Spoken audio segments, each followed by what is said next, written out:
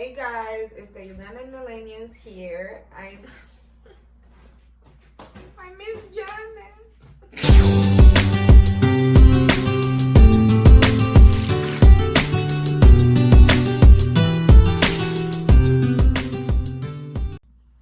Hey guys, it's the Ugandan Millennials here. I know you see me by myself, but Janet will be back. I'm gonna be doing a few videos by myself, but Janet will be back.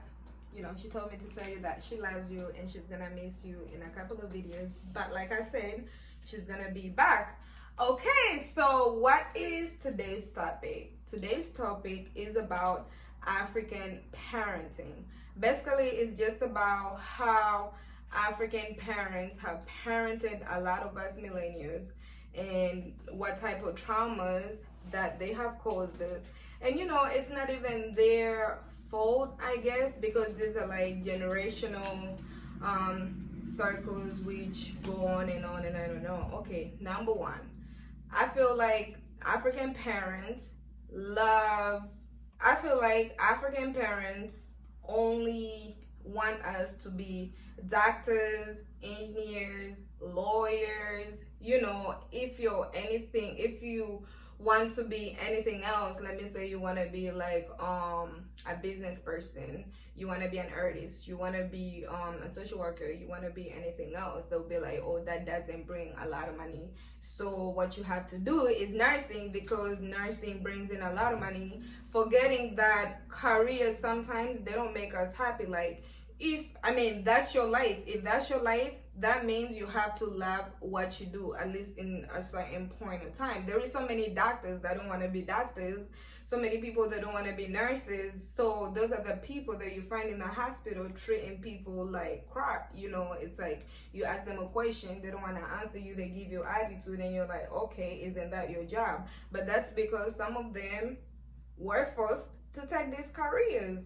And I know a lot of people that are nurses, you know, that say, you know, I was forced by my parent to do that and that. So I feel like African parents, nursing, being a doctor, being a lawyer, being an engineer, that's not the only way we could earn a living. We could earn a good living being whatever that we want to be. Anyway, life is what you make it. So if you are a business person and you go and study how to be a good business person, then you know you'll be successful. You could be successful if you put your mind to it. African parents, they love to, it's not even love, these are things that they do, want you to be a certain way. If you're fat or whatever, I have friends that have starved themselves because their parents feel like they're fat and they're not attractive. Like, what, how you gonna find a husband? You have to be skinny. You know, I had somebody call me up the other time when I posted the sexual abuse video. You know, they called me and they were complaining about my body, you know, like, oh, go wear a waist trainer, go wear a gutter. And I'm like, what the hell? Like, I love my body. If you're insecure with your body, that's on you. I'm not insecure in my body, so don't put your insecurities on me. You know, Black people or African people are obsessed with color. Like, oh, you have to be lighter to be pretty. So some of them, if there is like and it's usually women, it's usually mothers, it's crazy. So it's like, oh no, why are you so dark? I wish you was lighter. And then they wonder why their kids bleach themselves. And most times the moms bleach anyway. So if you're gonna tell somebody's gonna grow up and you're telling me like, I wish it was lighter, they're gonna be bleaching themselves. So you bring in all these insecurities in your children without even knowing, and you're teaching your children to actually hate themselves and who they are, like they were born like that. So you're teaching them to hate themselves. So if you're teaching me to hate myself, how am I gonna go out there and show people that I love myself? Of course, we're gonna have low self-esteem. So yeah, that needs to stop. Like, that needs to stop. There is other ways you could tell your child if they're gaining weight, like, okay, you know, you're gaining weight, do you need help? Do you love your body? You have to ask them, because they might like to be thick or fat or whatever. Not everybody likes to be skinny, you know. So I feel like that's a problem. That's how people have problems with their bodies. But if my mom was telling me you're hot, you're this, you're beautiful, you're whatever, nobody outside is gonna tell me anything because my parent already told me who I am, and now I believe it and I know it. So my self-esteem is gonna be really high. And actually, yeah, thank God, I didn't have parents like that that told me I wasn't pretty or whatever. But my parents love when we marry our own people. Yeah, I mean, this might not pertain to everybody, but mostly when you're from Africa or you're Uganda, they want to see how I'm Ugandan. They would want me to marry a Ugandan man, or I'm Ugandan man. Oh, that would be even perfect. I'm saying, not saying that's how my parents are. I'm saying most parents want you to marry where you're from, the person where you're from. They think that those marriages are gonna last or whatever, and they don't think that we could be different, but we could learn how to love each other. Though we're different, we speak different languages, we eat different foods, so if you diversity, and it's good to be diverse. Like, I mean, go venture on, go find other cultures if you want. So not always that when you marry somebody from the same country or same tribe, the marriage is gonna last. I know a lot of people that are Ugandans, Baganda, and they married the same person from the same country, they speak the same language, and they are divorcing, or they have a very, very, very sad and unhappy marriage. So yeah, parents, just because we marry somebody from our country doesn't mean that they will treat us right or we're gonna be happy. African parents do is they love to silence their children, or I don't know if they love it, but a lot of parents do not like when you talk back.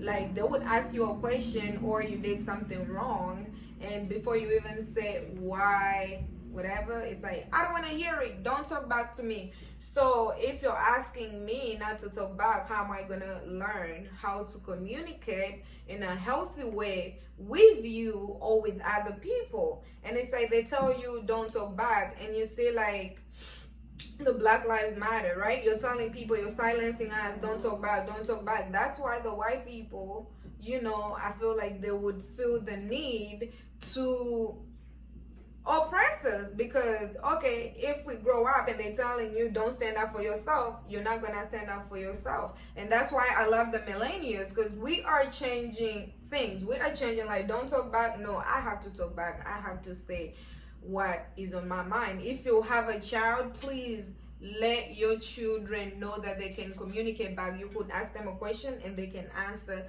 that question back. So don't silence them. Silencing children really, really, really is a bad thing. African parents, the millennials, do not raise your children telling them that they have to be the only ones domestic. No. The cleaning the house, washing the dishes, doing laundry should be for everything. And I feel like when you teach your girls, your little girls, that they have to be submitting all the time, you have to tell them who to submit to. You submit to people.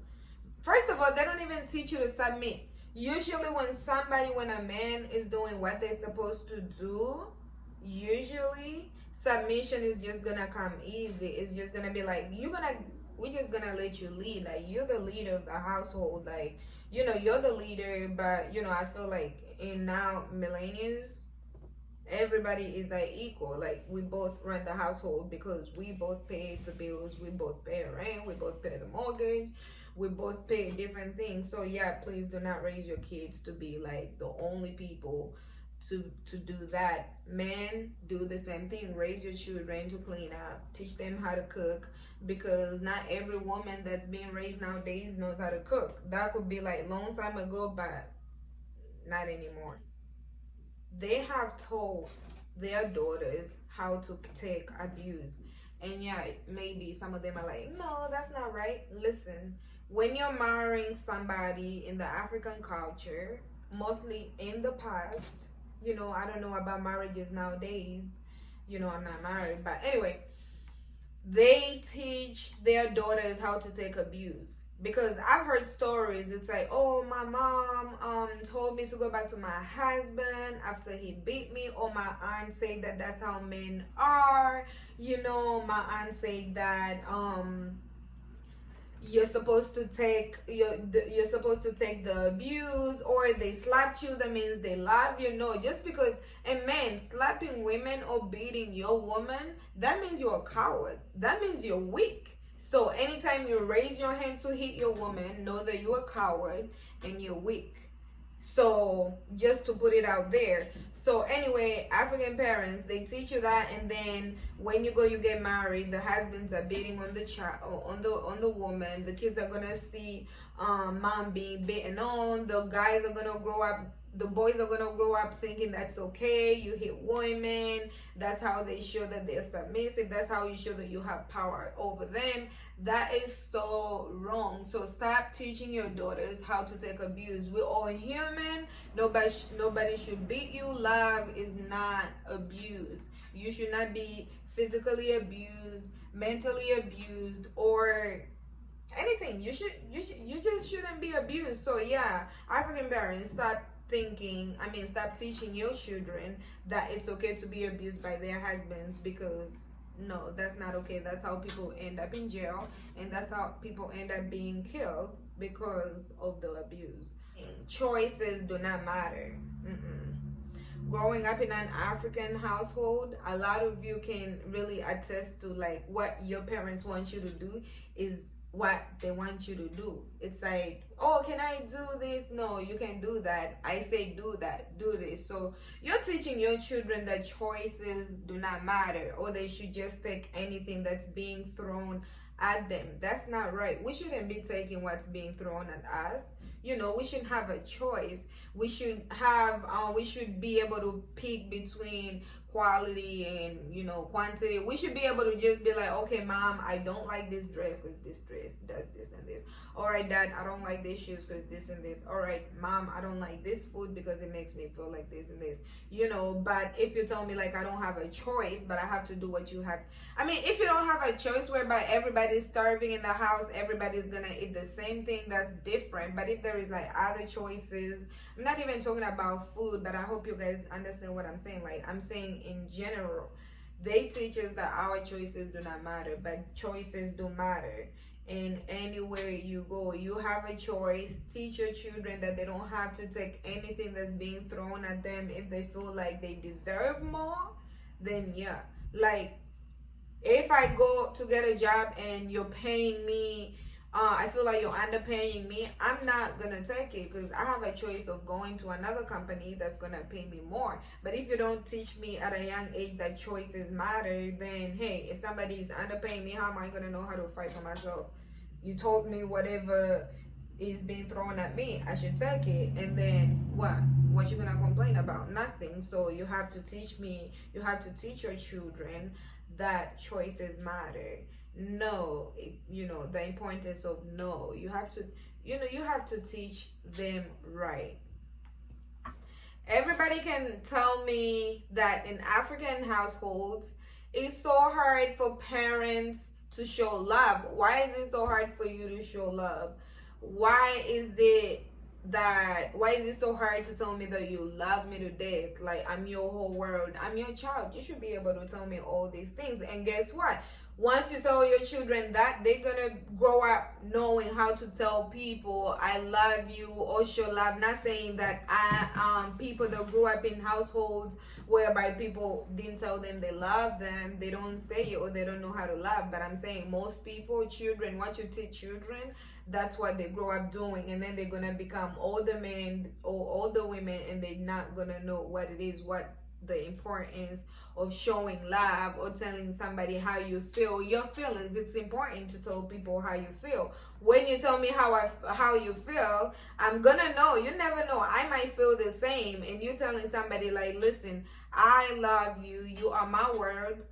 Listen, your child is gonna tell you the same thing. They're gonna grow up like, they're gonna know how it feels to be loved. They're gonna know how it feels to be loved by the right people, not the wrong people. It's like, when you grow up abusing your children, cursing at them, when people curse at them, they're gonna think that's normal. So hey, if you don't show me how to show love, I'm not gonna know, and then I'll teaching myself, I'm gonna make so many mistakes. But if you're teaching me at an earlier age how to love, how to share, how to do all these things, I'm not gonna have a problem growing up. I'm just gonna add on to the knowledge that you gave me. And not everything that our parents told us is right, but I'm saying, like, at least when I grow up, I'm gonna know, like, telling people how I feel is really important. Telling people how letting people tell me how they feel is important, because a lot of times it's like we grow up, we don't know it's important to listen to people, and then we're gonna cause a lot of traumas to these people that we love, our friends, our boyfriends, husbands, girlfriends, wives, and anybody like that. So I feel like it's important to teach your children how to love and how to show love.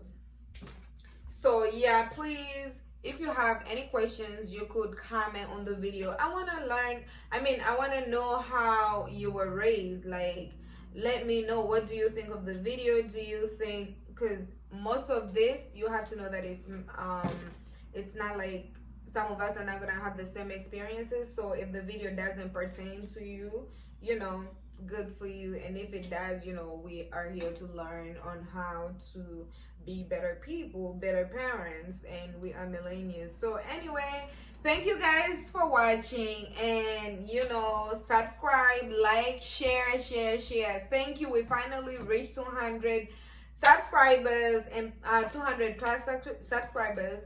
Thank you very much. We love you. Bye.